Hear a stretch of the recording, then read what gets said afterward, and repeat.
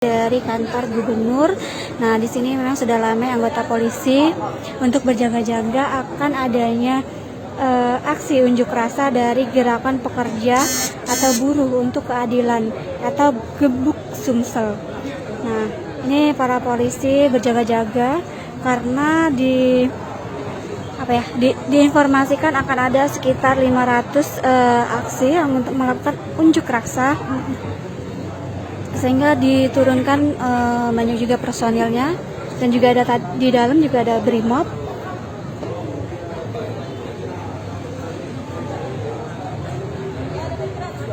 Ini kabar masa sudah dari PT UN ya.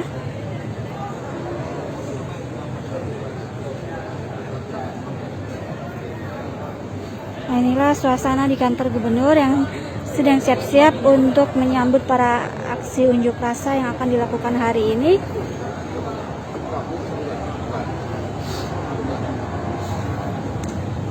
Di sini juga sudah di-standby-kan berbagai jenis kendaraan. Ada sepeda motor, juga ada untuk pemadam kebakarannya ya.